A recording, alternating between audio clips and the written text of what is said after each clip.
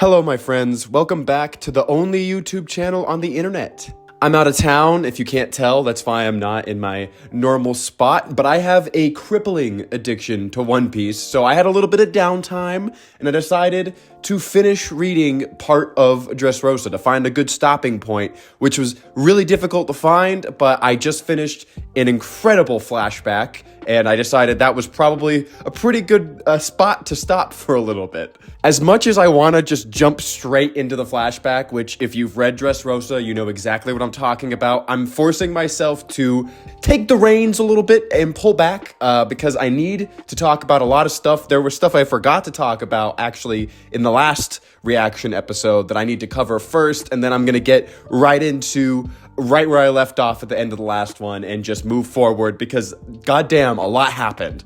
First off, I forgot to mention the whole thing with the Tontadas having the statue of Noland that they built. And I totally forgot that that was like a thing that was mentioned way back when in Skypiea when Noland is first brought up. They mentioned that he had this adventure with the little people, which is just like supposed to be one of his wild lies that he told. And now we discover that that's true, which I think is a super...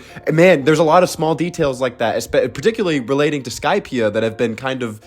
coming full circle. And also in the cover stories right now, there's something falling from the sky. There's ancient ruins falling from the sky, which I'm going to assume is also tied somehow into Skypiea or some sort of sky island. And I think that's a really cool detail that has been brought back around. I also forgot to talk about Fujitora almost at all. Like I mentioned that he was there in the last episode, but I really want to talk about him as a character, and actually he's fleshed out a little bit more in the chapters I just read. But as a character, I find him so interesting because he's clearly, at least in my eyes, he's very different than the rest of the Navy. Maybe not all of it, but like especially the admirals, he has a very different take on what the role of the government is and what his role is as an admiral. I definitely like him a lot. He seems to have a very clear sense of justice that is morally upright, at least to me, and he seems to be a person who is genuinely concerned about the welfare of the people and the safety of the people, and that's something that the admirals seemingly haven't had a lot of so far. I mean, so like obviously Aokiji is a relatively good person. I don't know what he's doing now, but I feel like in general the Navy hasn't been as concerned about the people they're protecting. It's more about eradicate those pirates, take out those pirates, get rid of them, and putting that before the safety of the people has been the concern of the Navy in general, especially with the world government. They don't really care about the citizens as long as they eradicate the enemy, and Fujitora is very much the opposite of that. He is definitely putting safety first.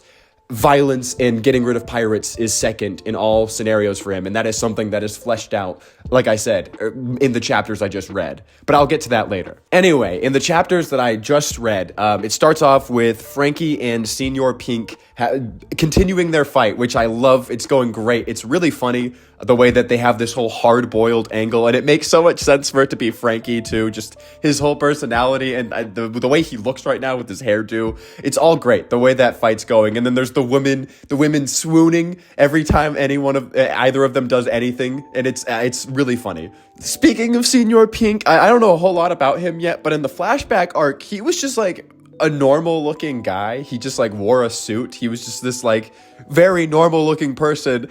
I need to know, like, why is he dressed up like a baby now? I'm so confused. I don't understand what could have happened to him because I didn't even recognize him in the flashback arc. I was like, who is this guy? And then he started swimming through land and I was like, what? Like, what? How is this the same person? I'm so confused. But Frankie and his fight is going really well. It's the two Chadliest guys just going at it, just having a hard-boiled showdown, and it's not really taking the front and center attention yet, but it's been entertaining when it's been on the page. And actually, at this point, pretty much everyone is split up, so instead of just going completely chronologically, I'm going to sort of take it group by group and just move forward that way. I think it's going to be a lot easier to get through everything. So Rebecca is continuing to fight in the Coliseum, and she's basically just surviving, and everyone wants her dead. They're all booing her anytime that someone fails to kill her. and she's struggling, you know, she's this tiny little girl that is fighting enormous, vicious people that want her dead, and everyone in the crowd is hoping that she loses. So she's facing overwhelming odds, and I found it admirable to watch her, you know, continue fighting regardless. But something super interesting happens within her fight. Everyone just drops out cold in the middle of their fight, and you find out that it was Cavendish. He has this like split personality, like alter ego that comes alive when he passes out, that is like insanely strong. It didn't really come back up yet. It was just a really odd detail that was thrown in there, and she ends up winning because she doesn't pass out completely when this happens. And it seemed like a weird way for the round to end, and it hasn't come back yet. So I was definitely taken aback by the whole conclusion to that fight. So anyway, Rebecca makes it to the final round of the tournament, and Sabo has taken Luffy's place as Lucy, and they're facing someone from Blackbeard's crew. They're facing two other guys. My brain is not working right now, but there's 5 of them competing, and that fight is super cool because we get to see Sabo fighting, and he has super strong powers. He has haki. He has this like dragon claw attack that seems incredibly powerful, and he kind of dog walks all of the opponents. He doesn't really have much competition there. He's basically just holding out until there's a good moment, and then he destroys the ring. He immediately just because they have the flame fruit tied to the back of a fighting fish, and he immediately takes it, and before the fight's even over, like before they even announce that he's won, he takes a bite of the flame fruit and just like immediately takes off. And I really love, it's fitting that he takes Ace's flame fruit. It just makes sense in my mind for that to happen, and it was a really touching moment for me where he says something about sorry Ace, I'm gonna use your attack or whatever, and then he does the fire fist. I got emotional. That was such a good moment.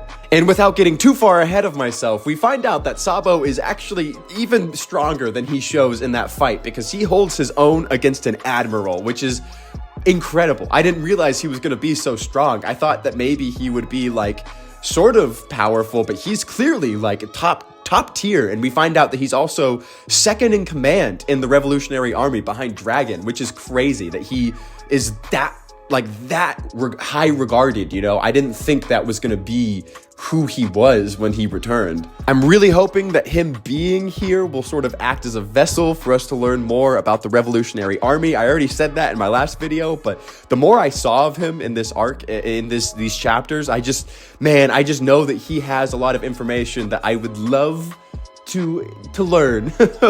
And also in his fight with Fujitora, we learned that Fujitora wants to eradicate the warlord system. He doesn't believe that the government should have that say in terms of which criminals can get away with what, because he is a very much, like I said, he's very morally upright. He doesn't think that the government should have that power to make that decision. And he actually ends up letting Sabo off the hook, saying that in this scenario, the government and the revolutionaries actually want the same thing. And then he goes and he leaves, and he basically is like, I'm going to remove myself from the situation. I'm not going to threaten or harm anybody who is trying to save Dressrosa right now. And I'm going to place my bets on Luffy winning, which is, I'm way ahead of myself, but I think that's a really cool way of showing his character and just the way that he interprets the world and the way that he is willing to do or not do to sort of uphold the safety of the places he's in, instead of just going full bore ahead. I love this character so far. I think he's so captivating with the decisions he's making. Going back quite a bit, we see the toy soldier. He's going off on his own, and he's on this elevator, and he's absolutely kicking ass, which in the moment didn't make any sense to me. I was like, this tiny one-legged soldier is beating up all these actual humans. It was just blowing my mind. But he ends up fighting like an officer, and he struggles a little bit. We actually get a lot more context to the toy soldier's relationship with Rebecca in this moment where he's fighting, and we get this little flashback where we see Rebecca, and he's forbidding her to, join this tournament or whatever. He's like, don't do this. Like, I don't think you should do this. And she is worried for his safety, and she has this really human moment. We find out she's 16, which is a little odd to me considering her outfit. We're going My Hero Academia route here, I guess, but whatever. That's neither here nor there. We find out this moment that she is doing this because she's worried for his safety and that she doesn't want to lose him, which is this super human moment for her, like I said. And I think it adds more context to their relationship, which obviously is fleshed out quite a bit more when we find out that he is actually her father, which is a reveal that happened at the end of the last episode that I did. We find out that, but then we learn more about his role, that he was actually the gladiator that the statue was made about, which is a comment I made. I was like, I wonder who that is. I wonder if that character is going to come back. And we find out that he is that gladiator that won all those fights, which is just masterful weaving there of small details in the world. And we see the backstory of the heartbreaking backstory, may I add, of how he was this, he became this basically slave who had to fight in this Coliseum to survive, to win his freedom, but he was trying to atone and he didn't believe that he had done enough, so he kept fighting, and the king came to accept him, and then through that he met the king's daughter, and then they fell in love, and they had Rebecca, and it's just so sad when he gets turned into a toy, all that later in the future, which is an incredible moment, by the way, when he's jumping in to defend the king and he literally rips his own leg off, which was so hardcore, and it just shows this vicious determination of this character. And he has such a force of will to him that is very, very cool to see, and he becomes a one-legged toy soldier because of that, which is honestly a little fucked up that even as a toy, he still doesn't have one of his legs. It seems like a weird anatomical thing to carry over, but I digress. I think perhaps the most brutal part of that entire flashback is when later on he sees, I forget her name, the princess that he's married to. Whenever he sees her and she's like getting shot out of the window or whatever, and he is holding her bleeding out in his arms, and he makes a comment of something like, I can't even feel her body. Like, things there, and dude, so bad, so horrible. Like, that is such a terrible thing to happen to a person, where the love of your life is dying in your arms and you can't even feel them. That is just so horrible, man. And the flashbacks in this arc have been so dark, dude. They have been so depressing and like, oh my God. I mean, I don't want to talk too much. I don't want to get into the next one because that's going to be the end of this video, but good God, man. It is dark stuff that is happening in the flashbacks in this arc so far. This flashback also gives context to the fact that he has free will and that he's able to do his own thing, and that he's sort of this revolutionary, whereas all the other toys are slaves. It's because Sugar just forgot to give him those instructions. He doesn't really have a prerogative that is instructed by her. He has his own free will, it made sense to me. I had thought about that last arc. I was like, it's weird that this one toy can do whatever he wants, but these other ones seem to have no free will. So it made a lot of sense to me once that was explained, and that's another thing that just came full circle. I don't want to talk about Kairos too much right now, so I'm going to backtrack again real quick and talk about where Usopp and Robin are at. Usopp has some of his best moments in this arc, which is saying a lot because he's had a lot of amazing moments in this story, but they're sneaking into this like underground like port town where the toys are being essentially used as slaves to carry around materials and whatnot, and that's where Booger Guy and Sugar are at. I can't remember Booger Guy's name, but they're down there and they're plotting with the Tontatas. They go into this like little tunnel and they're plotting with the Tontatas to take out Sugar by giving her this like super hot like essentially poisonous ball that she eats like gum or like little candies that are like little balls, and they're planning on basically planting that in there and then making her eat it, and the plan goes horribly awry because they find out that Booger Guy has super keen senses. He probably has observation hockey, that's my guess, and so the plan changes and they essentially just directly attack, which also goes horribly because Booger Guy is super strong. He throws an entire ship at them. And all hope looks lost. Usopp is the only one who can get away. And in this moment, it goes back to classic Usopp, where he's just so scared and he's only out for himself. He seems very selfish in that moment. He's like, I'm going to get away. I'm sorry. Like, I'm too scared to do anything. And this is why Usopp is such a great character, because he has these horrible, selfish, terrified desires that he wants to act on, and those are his initial instincts, but then he hears the Tontatas and they're like, Usopp will save us. he will save us. He's our hero. We believe in him. And he hears all of that, and he can't escape their plight. He can't escape the fact that they have hope in him and that they need him in that moment. So he overcomes his fears anyway, and he comes back. And that's the thing about him, is that, and it's something that I've noticed a lot throughout this story, is that he is surrounded by characters who are seemingly fearless, who have none of that, who are completely selfish people, who have pretty much no trepidation walking into the eye of the storm. Whereas he is someone who's, doesn't have a lot of power and who isn't super brave, but the fact that he comes to the occasion anyway, he rises to what people need from him is super inspiring every time. So he comes back to the Tontadas, and he is facing down enemies who are significantly stronger than he is. And of course, he's defeated because he's not very strong. There was no way he was going to win that fight, and he knew that, but he came back anyway, which is a great moment for him. But it's followed up with one of his best moments after they're defeated, and Sugar's like, oh, I'm just gonna feed you this ball, the one that you were intending to use to kill me. And she feeds it to him, and he makes the most insane face ever. It is so ridiculous, and it's so scary, in fact, that Sugar passes out, which is one of the funniest, finishing moves ever in this story. And it was his master plan all along. He uses his scary face to knock her out, and then she's passed out, and all the toys are brought back to life, which is it's just such a funny way of resolving that conflict. And Usopp is just, the way that he gets stuff done is always so wacky, and I loved this moment. He has a much better moment down the line, but again, I'm gonna refrain from getting too far ahead of myself. It's just, I loved the way that he rose to the occasion there, and that it all worked out somehow. Anyway, so going now to Luffy, who is with Violet, I believe. They're climbing up to the palace, and they encounter the toy soldier as he's fighting the dude with the pop fruit, and they save him from that guy. And as they're sitting outside this throne room where Law is locked up, and he's basically getting told to by Doflamingo, that is the moment when the toys are all revived. And so Kairos is back, and on his one leg, he dashes in there, which is it brought tears to my eyes, man. That moment there where he dashes in, and the king remembers him because he had forgotten all this time. And he's like, is that you, Kairos? And he says, I'm sorry for keeping you waiting for 10 long years. And he decapitates Doflamingo. Holy shit, what a Chad, dude. What a moment.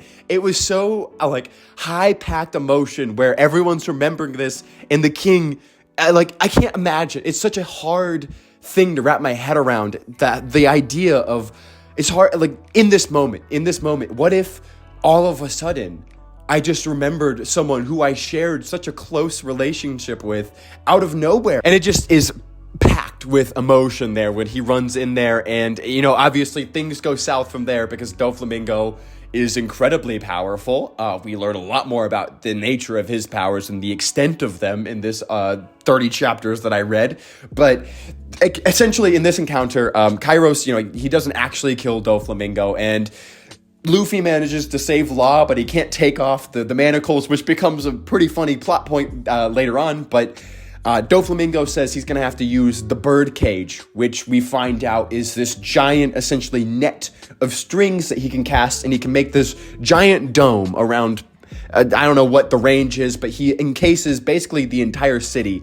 And within that dome, which is when it gets super dark, is when this dome appears, is he can make anybody basically do anything with his strings. He can make them fight each other. He can make people kill their loved ones without controlling themselves, and he basically creates this game wherein all of the citizens are starting to randomly attack each other, and he basically he makes it so that every one of the people who have defied him have a bounty on them, and he tells the citizens, either you can come for me or you can go for them, and you can get money, and we can go back to peace. And if you ask me, this is a stroke of genius by Doflamingo. It's evil genius, but genius nonetheless, because it redirects all the anger that the citizens are now feeling at him for having, basically fooled them for years and made them forget their loved ones, and they're starting to understand the true nature of their king, and they're obviously angry at him. And in one fell swoop, he manages to redirect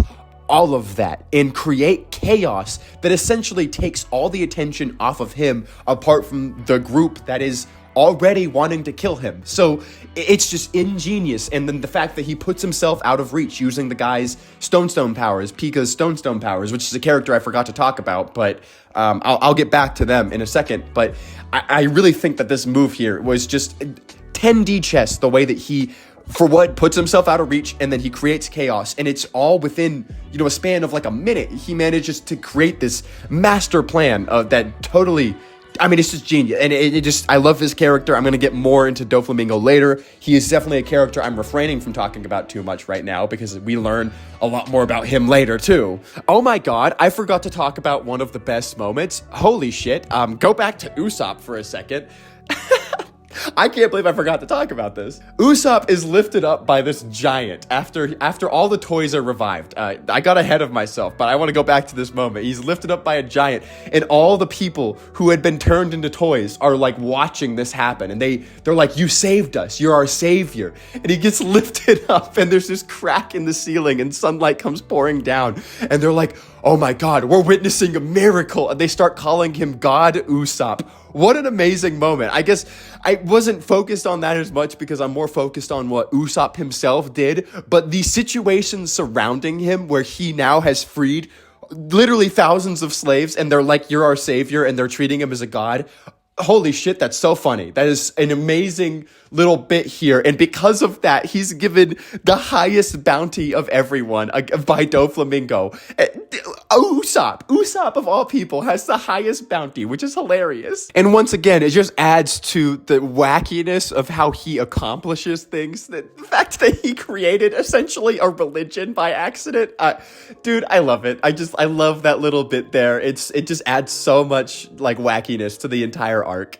Anyway, it's shortly after the announcement of all the bounties that have been placed on everyone's head that Pica Stone Monster guy shows his face again, and he's this giant hulking figure, literally made out of like the side of a mountain. He's just so intimidating. I also want to thank Like D Tree real quick, because you told me to switch to the anime when this character was revealed, and that was a fantastic idea. I'm so glad that you told me to do that, because hearing the voice that is used for Pica, aside from just like reading it, was a great idea. It was a fantastic idea. It's so much funnier when you actually hear what it sounds like, because it is so high-pitched and so ridiculous. It is the most unfitting voice for that character possible, and it's really funny moment because right before then you see someone laughing at Pica because they're all up on the rooftop, and Pica speaks for the first time, and they get kicked off the roof for laughing at Pica, and then immediately Pica emerges as this giant stone monster, and immediately Luffy starts laughing at it. And as Pica's swinging the giant stone arm down, that's basically the size of an entire city, they're running away, and Zoro's like, "Luffy, you gotta stop antagonizing our enemy." And then Pica says something again, and he just like starts snorting with laughter. It is such a funny, that's what makes One Piece so good, is those tiny little quirks that get thrown in there that are always funny. And this is one of the best ones that's happened in a while, is just the fact that this giant stone monster has this tiny voice. So great. Moving forward, the gladiators have like essentially an Avengers Assemble moment where they all get together and they are being hunted by the people, because the people, I understandably decide to go after them. I guess if I put myself in their shoes, that seems like the more logical option, because to them it's like, we don't have to kill them, we don't know exactly what's going to happen to them, but if we capture them, we can just have peace again, instead of trying to abolish our entire system, our fucking feudal system, our monarchy, the feudal system, you know what I mean, whatever. They're like, instead of trying to tear down our entire structural system, it makes more sense to just capture these people, right? So they're kind of forced to have the gladiators run away, because they're like, we're not going to just like start chopping down citizens. So they're like, we're going to race to find Dofi, and we're going to try and just take him down. So Luffy, being Luffy, just runs up Pica's arm, because that's the fastest way to get upwards. And as they're running up the arm, we learn, this is actually the first time that Law mentions Corazon, who I am refraining. I really want to talk about that flashback, but this is the first time he mentions it. And the reason that this is brought up is because this is actually a funny little bit here where everyone wants to take down Doflamingo for their own reasons, and they're all arguing over who should get to do it. And they're like, no, it's me. I have the reason. I have the most important reason why I should do it. No, me. I'm going to do it. And they're all arguing, which is a really funny little side thing that's going on too. It's at this point that Zoro abandons ship, and he's like, I'm going to fight Pica by myself so that Luffy and Law can go on ahead, which we haven't really seen a whole lot of that fight yet. I'm hoping we'll return to it soon because I love Zoro's fights. Actually, a lot of the fights we haven't really come back to because there's a lot of individual fights that kind of spawn out of the chaos that's going on here, but we haven't really seen a whole lot of them. I'm assuming Oda's holding them back for the sort of the avalanche that is right in front of me with like the last 30 chapters of this arc, but he jumps off and he does that, and Luffy goes on ahead with Law, and then they kind of rendezvous with all the rest of the gladiators who are pounding up the steps because there's like 4 tiers to get to the top of the palace. So as Luffy continues to push forward, I believe it's Bartolomeo who has had some hilarious moments in this arc, just fanboying over everyone. My favorite moment is actually when Zoro starts his fight with Pica. It's when Robin, Rebecca,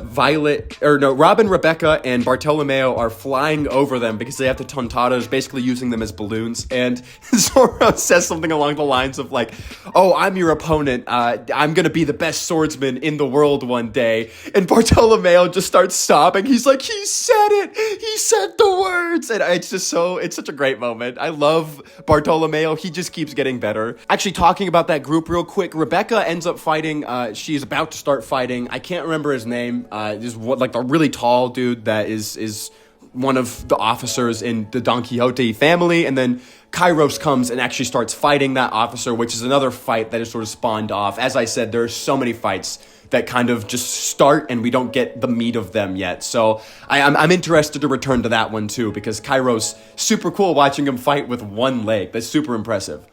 Okay, I have just a couple more things I want to talk about before I get to like the meat of what the best part of this 30 chapters that I read real quick. So just a couple things I have to mention. The little people are rebelling in the Smile Factory. Super cool to watch them fight because they're just, these tiny little guys who pack a punch. They pack a punch. They have a lot of little power in their tiny little bodies. So that's happening. And then Bellamy at this point has confronted Doflamingo, which has a great payoff. And it's really sad what's happening with this character right now. So that's happening. I'm trying to think. My God, there's so many side plots. There is so much going on in Dressrosa. I'm looking at my notes right now. I'm trying to see if there's anything else. So Kinemon finds his friend Kanjuro, who is below ground, and Kanjuro has the power to basically draw things and bring them to life, but he's really bad at drawing, which is so many funny things happening in this arc. The comedy is fantastic. I love that he's just this guy, his one power. He can't draw. It's the one thing he needs to be able to do, and he can't do it. It's just so stupid, but he finds them, and I think they rendezvous with Violet and the King and Usopp. And now I really want to talk about the moment with Usopp. The big moment, at least for me, is when Luffy and Law are on like the final stage. They're at the top, and Sugar is walking up to them, and they don't know what her power is. They don't understand that she can turn them into toys just by touching them. And she walks straight up to them. And Usopp, watching from a distance, takes out his giant slingshot, and he's lining up the shot. He's getting directions from Violet, who can see the encounter about to happen. And he's loading it up as all these citizens are piling into the Coliseum to try and take him down, to take the bounty on his head, the 500 million berry bounty on his head. And he's lining up this shot, and then in this moment he's like, I don't want to forget Luffy like I forgot about Robin. I don't want to sail the 7 seas without my captain. And then he unlocks Haki, and he can see their outlines, and he sends this incredible shot that has this propelling proponent to it. It's this incredible shot that it's not even a shot to like knock her out. It's just this, it's to awaken the trauma within her. And it's just like this little wisp of his face that goes flying past and knocks her out again. Ingenious, 10 out of 10 perfect move by Usopp. I loved that. I loved that he unlocked Haki. Usopp continues to impress as a character, and I will say this again, he is not a character that can do things for the sake of himself, because for the sake of himself, what he's always gonna put ahead of anything is self-preservation. If he's doing something for himself, he is going to run away, he's going to flee. But when it comes down to people needing him, when he is needed, he always steps up, and I love him for that. So because of Usopp's fucking incredible moment, Luffy and Law finally reach Doflamingo, and they are starting their final encounter. Bellamy, my man Bellamy, this poor guy, he has been beaten to a pulp. He's near death. Luffy is pissed because now he's forgiven Bellamy. Now they're friends, and he has to fight him anyway because Doflamingo starts controlling him like a puppet, and it is such a sad fight going on there. I didn't think I was gonna feel for Bellamy, but now I do, and I want him to win. Not win, but you know what I mean. I want him to succeed, I guess. But essentially, Doflamingo, he overpowers both of them, and he begins his villain monologue, which is it's so good, and it sparks the incredible flashback that I'm about to get into. But I have to talk about his little speech that he gives before the arc, before the flashback little arc starts. He talks about the sacred Marijoa, which is something that he's mentioned before, that I've heard before, but I've always kind of brushed it off. I don't know why. I always knew it wasn't unimportant, but that is where the celestial dragons are from.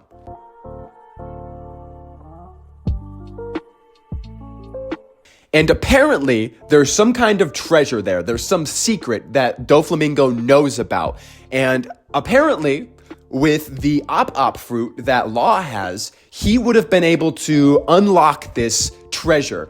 And simply because he knows about it, he is basically got unrestricted power. He's allowed to do basically anything because he has this trump card up his sleeve of knowledge. This is also when we learn that the Op fruit has the power to grant someone immortality at the cost of the user's life. Now we can get into the flashback finally, and man, dude, this is some heavy shit going on. This is probably the darkest flashback that has happened in One Piece yet. Don't get me wrong, Brook's backstory, super dark. Robin's backstory, super dark. Honestly, a lot of backstories are really dark, but this is the first one, at least in my eyes, that hasn't pulled any punches in showing the brutality and the sheer horror that these characters endured, and that the things that they saw and the things, it's just so dark, the things that are shown on the page. So I'm going to start with Doflamingo. I'll get into Laws because obviously there's a lot more to unpack there, but with Doflamingo's, we find out that his father was a celestial dragon who decided that the family should no longer be celestial dragons, essentially. He renounces his status as a celestial dragon. We find out that the celestial dragons basically see themselves as gods. They don't really see themselves as humans. And his father, he decides that we are humans, and he seems to be this very humble, down-to-earth man who just wants to live a humble life. He doesn't want to see himself as a god. So he takes down his two sons down to earth, I guess. I don't know where Sacred Marijoa is. They treat it like it's heaven, but he essentially lowers his status, and it gets out that they're celestial dragons, in part, I think, because of Doflamingo's outbursts, because he's so used to living as a god, and he's asking, why don't we have slaves? Why are these people getting in my way? He doesn't understand his status anymore, and I don't know if is like particularly why they get kind of outed as former celestial dragons, but they do get revealed as celestial dragons, and obviously this invokes the ire of the people wherever they're at, and It's super fucked up what happens. They basically get crucified outside their own home with fire burning them. The dad has an arrow wound. They're fucking blindfolded. Holy crap, man. Like, that is so brutal. And I understand it. Like, I understand where that anger comes from. Everything we know about celestial dragons is insane. They are literally crazy. Like, they believe that they are better than everyone. And you hear these horror stories just from a few people in the crowd of terrible things that happen to them due to the celestial dragons. And Dofi's response to this is violence. He's like, just wait, I'm going to survive this, and then I'll kill all of you. And he ends up killing his own father for having abandoned them and for having abandoned their status as celestial dragons. And he takes his father's head back to Sacred Marijoa, but he gets rejected anyway. And that, dude, holy crap, that is just so... It's so bleak, just the whole outlook of Dofi's childhood and the path he went down because of it. Oh my god, dude, that is a lot to unpack there. I also think this adds even more levity to Doflamingo's relationship with his crew, essentially, and the way that he treats them as a family, because he doesn't have a family anymore. His family's all dead, and it's just interesting because he's so brutal and he's so heartless in a lot of ways, and he's, even though he loves his crew or whatever, he's also willing to sacrifice them. So he's this weird balance of, like, he clearly cares about them but he also is still this brutal, unforgiving force that is clearly evil by some form of nature. He's not just this person. He's very nuanced, I guess, as a villain in that way, that he's not just one or the other. He's clearly got this human side to him, but he's kind of a psychopath. I don't want to talk too much about the Doflamingo's backstory because I have a feeling there's more to learn there, and there's more that I will sort of uncover about his character as I go along. So I'm just going to leave it there and say that I thought that his part of the flashback was very impactful and super well done, and it just adds this nuance to the character that is delicious. It is so amazing the way that this character has developed and sort of taken shape throughout all of the arcs that we've seen him in, as we learn more about his beliefs and the way that he has grown as a person. It's just, holy crap, man, he is phenomenal as a villain, and I will probably talk about him a lot more in the next episode. But now, let me get into Law's backstory, because, oh my lord, oh my god, it might be my new favorite flashback. I don't know about that for certain, but I think it might be my favorite backstory that we've gotten so far. We learn that Law is from this country that was essentially mined for its resources, that was used for this specific resource, but then it was found out that that resource, it's like this stone, is toxic. It has this toxic chemical in it that basically slowly kills people who are around it a lot. So everyone in his country, their lifespan is shortening and shortening and shortening over time because they're all exposed to it all times. And as this is mined more and more and the mineral gets around the world more and more, people are realizing that this sickness is spreading because of this mineral. And the world government is fully aware of this, but this mineral is now their giant cash cow, so they don't tell anyone. I don't know how political this is supposed to be, but this is a very real life problem that is being addressed here in terms of just like environmentalism, and it attacks these themes that are very mature and very real in a way that is pretty depressing because it is a true thing that happens in real life. And I think that it's a really unique way of approaching this very personal story that we end up encountering. And because this disease is spreading, everyone thinks it's contagious, and they basically quarantine off this country and basically just start genociding them, which is so fucked up, man. And you see so much horrible stuff in Law's backstory where you see his parents were slaughtered, you see all his classmates were slaughtered, you see that the hospital his sister was in is burned to the ground, and he only manages to escape by hiding in a pile of bodies.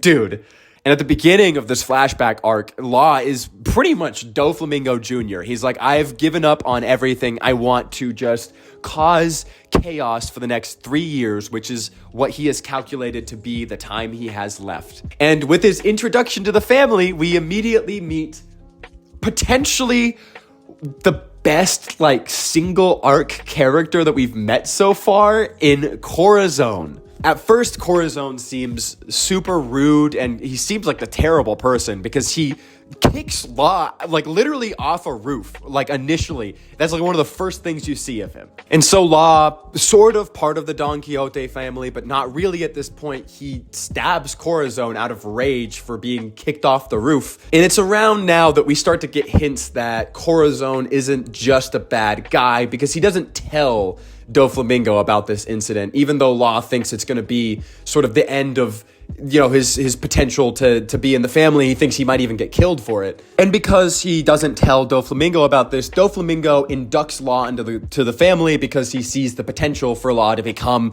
you know, basically his right-hand man, because Law also wants chaos. He also just wants to go out there and be destruction incarnate. And so Law spends some time with the family, but then one day he's asked what his real name is. He's asked what his full name is, and he tells, I can't remember the guy's name, it's a spinny guy. He tells him that his full name is Trafalgar D. Waterlaw. Immediately after that, Corazon pulls him aside into this alleyway and starts speaking to him. And at this point, everyone thought that Corazon was mute, so it's this, like, big shock, like, oh, he can talk. And he tells him, oh, if that's true, if what you just said is true, that D is in your name, you have to leave now. You cannot be around Doflamingo.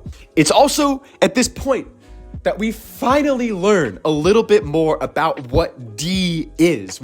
God, dude, I've been waiting. I said it in the last video, man. I have been waiting to find out what D means. And he doesn't exactly tell you what it is, but he tells Law that D is essentially the enemies of the gods. And he says that the gods, if you consider them to be the celestial dragons, then anybody with a D in their name is a direct enemy of the celestial dragons, which is why he's urging Law to get away from Doflamingo. We find out that Corazon is actually in cahoots with the Navy, and he's sort of feeding them information about the Don Quixote family. And we learn that basically the reason he kicked Law and the reason that he supposedly hates kids is because he's trying to push them away from this family. He's trying to push them towards something better, because clearly, you know, he knows that his brother is evil. And so he's trying to balance out the effect that Doflamingo can have. I find this so interesting because they grew up the same. And so I can understand why Corazon says that he believes Doflamingo is innately evil. They had the same upbringing, and clearly their father was a good man.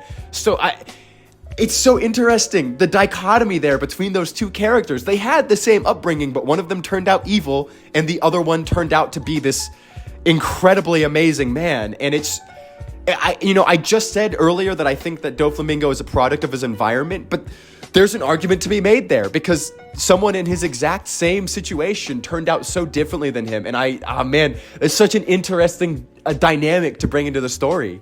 Anyway, Law threatens to tell Doflamingo about this incident, but he changes his mind because he remembers he owes Corazon one for having stabbed him, you know, way back when. And immediately after this, Corazon kidnaps Law, and he's like, we're gonna find a cure for your disease, because Law is running out of time. At this point, he's been with the family for quite a while. He's been on adventures with them, but his disease is still spreading, and he's still slowly dying. This is around when I started to get a real feel for how good of a man Corazon is, because, man, dude, this part here where he's taking Law to all these different hospitals and they get repeatedly turned away, and Corazon just keeps pushing forward. He keeps trying, and he gets so angry every time that they're turned away because he's just such a good man. And there's this moment here, man. I'm just gonna plow ahead with this. There's this moment here where Corazon is remembering when Law stabbed him, and he, after having witnessed everything that Law has gone through in regards to just these hospitals. It's such a beautiful panel, man, when he's like, I love this character. It's hard for me to even talk about it because it really hit me, this moment here where he's talking about how to himself after Law has gone to sleep. He's talking to himself and he just breaks down just thinking of the pain and the trauma that Law has endured. And it's just this really special moment, and Law hears him crying. And like, I think that was a moment for Law too as a child. At this point he was just kind of being tugged along, and I don't know if he was sure how he felt about Corazon, but at that moment I think that he realizes, as we do as the reader, that Corazon truly is just a great man who is doing this out of pure empathy and selflessness. Through a series of conversations that he has with Sengoku and Doflamingo, he finds out that the op fruit has been found and that Doflamingo plans on stealing it during a handoff between the Navy and this other pirate group that has gotten their hands on it. And he rejoices because the op fruit can probably cure Law. And so he kind of schemes and he plots and he finds out where the deal is going down, and him and Law set off in that direction. And Law, he is really rough at this point. He is very near death. And I love this scene here when they arrive on the island and Corazon is like, I'm gonna go retrieve the op fruit, you stay here. And he puts his quiet fruit on Law, and then he runs away and he goes to get the op fruit, and he ends up retrieving it at a dire cost. He gets shot like 6 times or something crazy, but Law can't hear what's happening. And it's just this special little moment here. He's trying to protect the innocence as much as he can of Law. And basically, he forces Law to eat it, even though Law says he's not ready, and he collapses immediately afterwards. This is when everything kind of goes to shit, and he gives Law a note to give to someone in the Navy that could help save Dressrosa. I'm not sure what would have been contained in that note, but he runs into Virgo, and then obviously Virgo understands what's happening, and he, outs Corazon as the rat, and man, it's just so sad. Everything from that moment forward, it's so heartbreaking, man. Because once Doflamingo knows the truth, he sets up the birdcage and everyone's trapped in there. And Corazon is like, I'm going to save you. And the smile that he gives, to Law, this is just giving his best smile. He's like, I'm probably going to die, but I want you to remember me as smiling. Dude, this is one of the first times in a long time that I cried reading One Piece. Last time was the flashback with Ace. This was the second time that I cried in a while. And it just, oh man, I don't know what it was about this character that just touched me, man. But it was that panel there just broke my heart. And so he puts Law into the treasure chest and he tells him that he loves him. Which was just another like heartbreaking thing there. He tells him that he loves him, and then he puts the quiet fruit on him. And then and it just gets worse from there, because then, obviously Doflamingo kills him. And as they're walking away, Corazon holds on just long enough to sustain the quiet fruit on Law so he can escape. And then as he dies and snow is falling on his face, the cannons start firing and Law just lets out this wail. Dude, it's like, that is one of the most heartbreaking, gut-wrenching, like, final chapters to a flashback arc that we've had so far, man. Fantastic. 20 out of 10, dude. 20 out of 10. I feel like I should have more to say about that flashback, but I just feel it. I don't know that I have a lot to say. I feel so strongly about that character, man. That was such a great, how does anyone pull off introducing a character and within like 7 or 8 chapters make you care about them so much that you cry when they die? That is masterful. And now I care about Law so much more. I already thought he was an amazing character. I already was rooting for him and I liked him a lot. But now I feel deeply for his plight and for the things that he is fighting for, because I understand what he has gone through now, man. And that's the intention with any flashback arc. But this is just done so effectively, man. And God, it is so powerful. I'm running out of daylight. It's really dark in my video now, but I want to wrap it up now because I've been talking for a while, but I just think that this middle 30 chapters here, specifically that flashback arc, has added so much weight to the conflict that is happening, because up until this point, it's not like I was disinterested in the arc, but I wasn't like super emotionally invested. Like there were little beats here and there that I was, somewhat like it resonated with me, but this flashback arc really just hammered home a lot of emotion for me, and now I am very invested in what's going on, and I really hope that these last 30 chapters just deliver on the emotional highs that just came, and I have no doubt that it'll be done because Oda is incredible. He is so good at bringing those moments in and tying them into the overarching conflict. So I have a feeling that my tears are probably not done, so I guess we'll see.